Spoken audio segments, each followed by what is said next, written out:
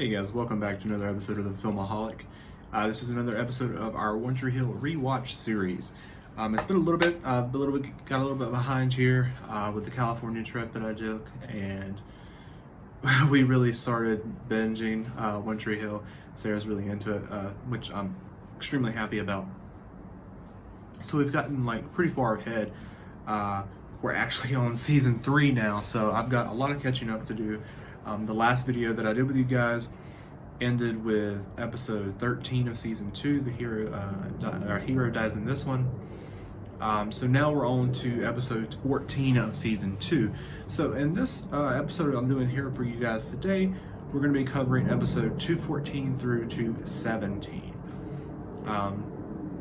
I like to do about 4 episodes per video. Sometimes it'll be 5, sometimes it'll be more if it's episodes that I find really important and I want to touch on them a lot, especially finales. But for this episode today, we're going to be doing 4 episodes. So the first episode we're going to be talking about is episode 14, and it's called The Quiet Things That No One Ever Really Knows, or Ever Knows. This episode actually came out February 15th, 2005, so it was the Valentine's episode that year, the Valentine's release day episode. It wasn't based on Valentine's Day. But what a brutal Valentine's Day episode, right? Not as, I guess, sad as the last episode, but it's picking up right where that one left off. So we see Nathan in the aftermath of Haley leaving, what that effect has on him. Obviously, it's pretty brutal. It was directed by, I'm not going to try to pronounce his name. It says in quotations TR on IMDb, so we'll call him TR. It's directed by TR. It's the only episode that he directed of One Tree Hill, and is actually the last thing that he has directed, period. I actually think, if I remember correctly when I did my research, he's done some other stuff, like assistant directing or something like that, but he hasn't actually directed anything else moving forward, which is a bit surprising. Especially, I mean, it wasn't a bad episode. I don't think it's the best episode of season 2, or, in contention of any of the best episodes of the series, but not a bad episode. It's surprising that he didn't come back and do more, or do anything at all. I'm assuming it's a personal decision for him, but I don't know. The episode was written by R. Lee Fleming Jr., who also wrote 207 and 2 episodes in season 3. So we'll get to those later when we get to season 3. I'm really excited to do that. Season 3 is my favorite, if you guys didn't know that. Season 2 is a solid season. I really like season 2. I don't have many complaints about it. I will say, rewatching it, there were some episodes that I remember being better. Not in terms of like I watch them now and they were bad, but rewatching them now, I'm like, the writing isn't as strong, and there's like little things that I feel like are dated, and it's hard to like fix that, right? Like when you're making something, it's hard not to have something in there, and with phones and whatnot that's dated. But it's really like more of the dialogue and the discussions in the episodes that I feel like are dated, and they could change that. I don't know, hindsight's 2020. You also obviously have the Dan and Lucas stuff in this episode. Lucas has now moved in with Dan. Karen's very upset about it. You found out in the last episode that Lucas actually has HCM, which is a very, very important aspect moving forward for that character, and this is show in general, for what happens with Lucas and his character, his career, all of that moving forward. This was a game changer, and it had to be I can't, the thought that would go into this of making your lead character of your series, who joined the basketball team. This show has been about him joining the basketball team. It's been about basketball, like as far as like there's other things, and basketball's not why I love the show, but it's a driving force, especially in the earlier seasons, and making that decision to eventually that's going to go away for this character. Like, he could lie about it for a while, which he's going to do, obviously, but eventually it's going to catch up with him, and he's not going to be able to have that basketball career that he wants. I mean, there's obviously going to be physicals and stuff that's going to, he can't lie about it forever. And that was one question that I actually had rewatching it this time around.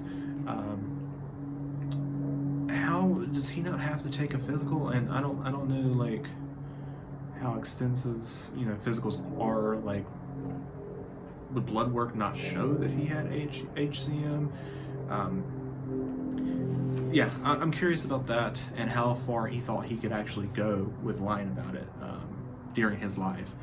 But it's like I said, it's as well as the season is a pretty solid episode. I probably remember that episode in particular being better too, because I really do love the dramatic side of Nathan. His whole character is so much better in season 2 than it was in season 1, and from that point forward too. I actually think he's one of the better written characters of the show, probably because of his character arc, from the character we get in season 1 through even season 2, and how I know he goes on throughout the rest of the series. Very, very well-developed character. There's just a couple seasons down the line that I think he's kind of wasted, and we'll get to those when we get to those. Brooke wins class president in this episode, so that was pretty big for her. And it opens up storylines in the future, obviously, and different things with her. But I feel like they kind of could have done more with her being class president than they actually ended up doing, because it kind of just was a big moment for her in that season, and then it kind of went away. Funny thing, this episode 214, there's actually the shot that in the finale. If you guys didn't know, I was an extra in the finale of One Tree Hill. If you know me, you know that already. But in the finale, the scene that I'm in, they're matching a shot where she comes into the school after she's won class president from season 2. So that scene that I'm in, they're matching that scene. And it felt like to me when I actually filmed that scene that they were going to refilm this scene, but with the TV show actors. And if you don't know what I'm talking about, and you don't know, we're not that far, don't worry about it. You'll find out when we get there.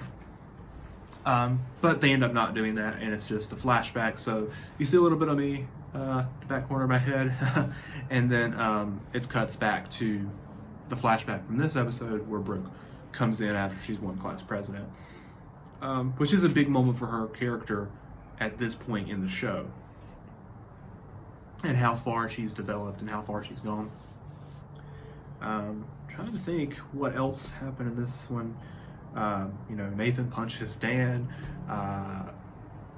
Quite a few things as far as like that relationship with Nathan and Lucas starts to get a little bit strained. Like, right, they finally started having a good relationship at the end of season 1, and throughout season 2 they developed this brother relationship. Now it's starting to get tested because of the Haley situation and her leaving, which we see in the next few episodes when we get to episode 15 as well.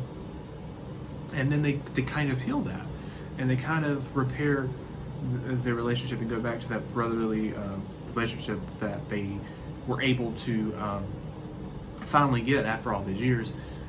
And then we get to the finale, and we'll get to that. So yeah, that's pretty much all I think I want to talk about with this episode 214. It's a good episode. It was interesting to see, and I know at the time when this episode came out, they marketed it as the bad boy of Tree Hill returns, as far as like Nathan, but that's not really the case, and I'm not a huge fan of misdirect marketing, but yeah, that's what they were trying to market it as on the WB when that episode came out, I remember. The next episode we're going to talk about is 215, Unopened Letter to the World. This is actually a pretty big episode because it connects so heavily to 315 and the events that happen because of that. Like, this episode is, lays the groundwork to be so important for the whole series with this time capsule, because this time capsule is responsible for everything that happens in the end of season 3 and creates the events, everything that happens after that. You know, it's a very important episode. It originally aired February 22nd, 2005, so only a week later. It was directed by Greg Prange and written by Mark Schwann. Like most big episodes, it will have that director and that writer.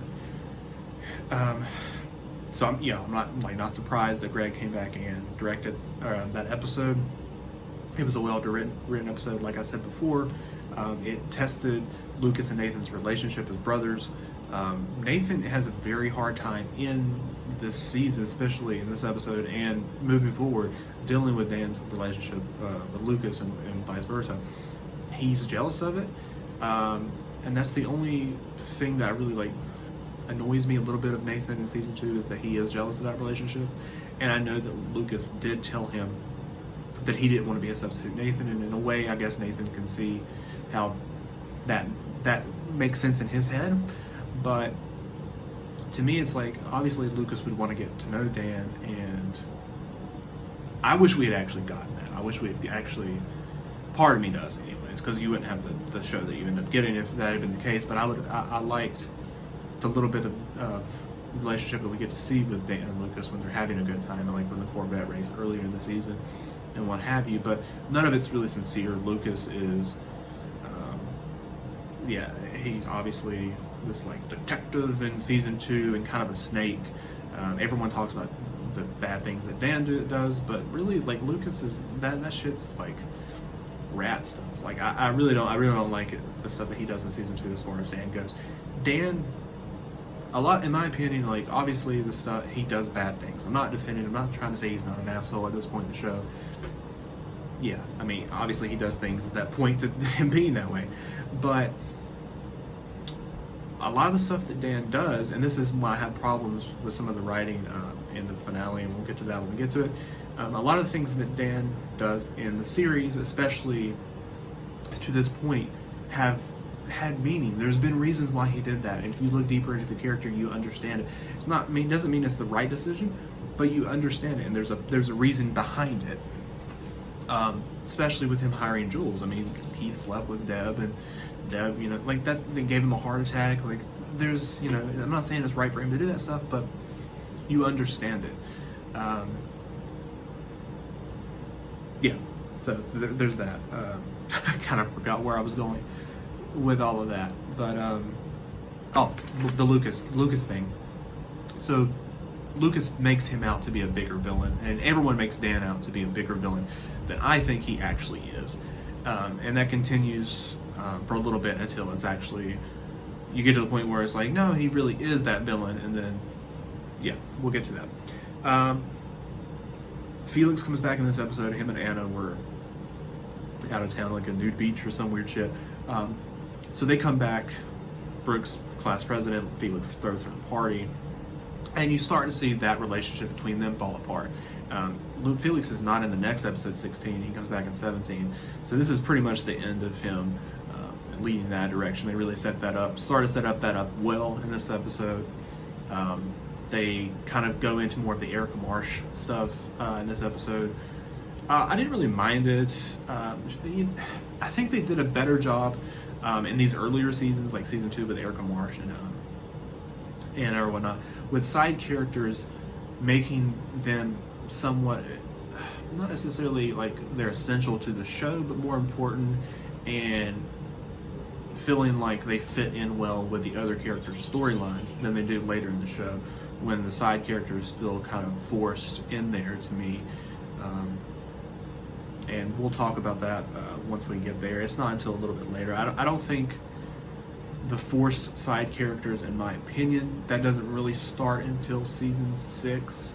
I still think season 5 does a pretty good job with it too, but season 6, they start to force these side characters in. That's why are they taking up the screen time that can go to these characters that I really want to follow? Right now with Erica, Anna, they add to the other characters that I want to see their storyline. And even though Erica ends up adding more to Mal than anybody as far as their storyline and pushing their character, and Mal's not a main character at this point in the show. We know he ends up becoming more of a main character, but I like that, and I like that they pushed more of him in season 2 actually, with the stuff with Brooke's windshield and all of that. I think that was really great.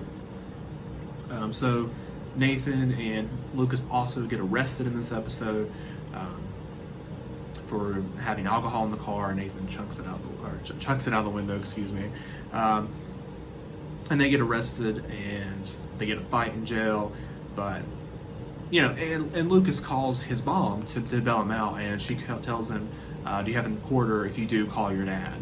And it just really shows how petty Karen is. She's one of my least favorite characters on the show. I feel like Lucas' character is the way he is because of Karen and her attitude, not just to Dan, but in general. I feel like it makes sense Lucas is the way he is because of her. But yeah, so there's that. More stuff with Jake and Peyton, expanding on that relationship, growing them together, making us as an audience really root for them as a couple. And of course, there's the whole time capsule stuff and people revealing secrets on there. Lucas about Dan, Nathan being upset about Haley, Peyton, telling truth, whatnot. It's a pretty good episode, and it's interesting to see next time we see this time capsule opened, what happens. So the next episode I do want to mention is episode 16. 216. This is Somewhere a Clock is Ticking. This is a big episode. It's the third of the season finale. So this is the spring hiatus episode. It's where you have an episode about third of the way through the season, and it comes out. It's a pretty big episode. It leaves you on a cliffhanger, and then you go on spring hiatus for about a month before you come back for like the final little end of the season. And this episode aired on March 1st, 2005, and the episode was Keith's wedding. So yeah, it was obviously big. It was directed by Billy Dixon, who had already done 3 episodes and will do 3 more next season. And it was written by Stacey Rukasire, and she also did episode 8 of season 2. And then she'll do 2 more in season 3. This was a really solid episode. The writing was really good. I thought the directing was good. It pushed a lot of characters' storylines forward, especially Keith, especially Lucas, Dan, just Karen, everybody. Her relationship with Andy, that being tested because of Keith, and Andy's a little bit of jealousy because of Keith, and it makes sense. It makes perfect sense. And Karen, once again, being annoying and selfish in her own right, her confronting Jules, which ends up making Jules leave, which overall is probably the best thing to happen, because if she had went through with it, it would have been a mess as well somewhere down the line on the show. And Lucas jumps to the conclusion that Dan was responsible. He wasn't. It was Karen. Nathan gets drunk. He sees on TV that they're doing like a live thing with Haley and Chris, talking about their music and whatnot, and they say on live TV, or Chris does, but Haley doesn't reject it, and that's just really bad on her character and makes me not understand it. It makes me like her character even less, especially in season 2. They kind of just say on live TV that they're a couple, which fucks Nathan up, obviously. And you kind of continue to build slowly on this Brooke and Lucas relationship, bringing that back. You don't go into it too heavily in this episode, like no one admits their feelings for each other or anything like that, but you see that friendship there, and you see how much Lucas cares for Brooke, and how Brooke is not really into Felix that much anymore, and that she does miss Lucas. Peyton and Jake have sex for the first time in this episode, so really definitely takes their relationship to a new level.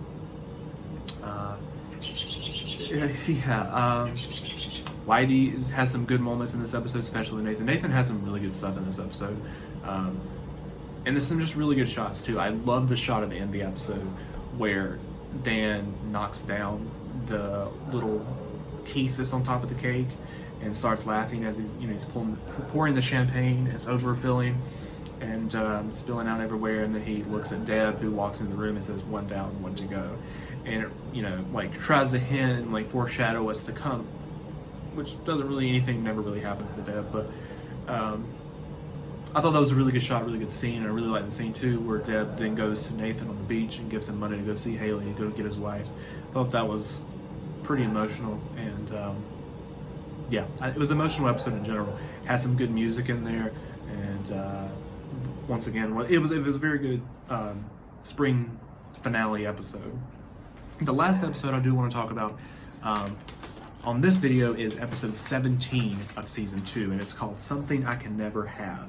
It originally aired April 19th, 2005, so it was the spring hiatus premiere. It was the premiere to the final episodes of the season 2. And this is a big episode because it was directed by Paul Johansson. It's the first episode of One Tree Hill that's directed by Paul Johansson, which not only is, Dan's my favorite character. I love Paul's performance as Dan, but he's a really good director too, and I really want to see him carry on and direct more things in the future. I know he directed, which he went on to direct Atlas Shrugged Part 1, which I saw in theaters for him, and I thought he did a good job. Paul directs a total of 14 episodes of One Tree Hill. From this episode to the final season, he directs 14 episodes of the show, and he does a good job on all of them. He had a TV movie and a short film before this, so he definitely proved that he could direct an episode of television. And yeah, it's a good episode for him to have directed too, and I think he had some fun with it. The fight scene between him and Keith, I think he filmed that very well.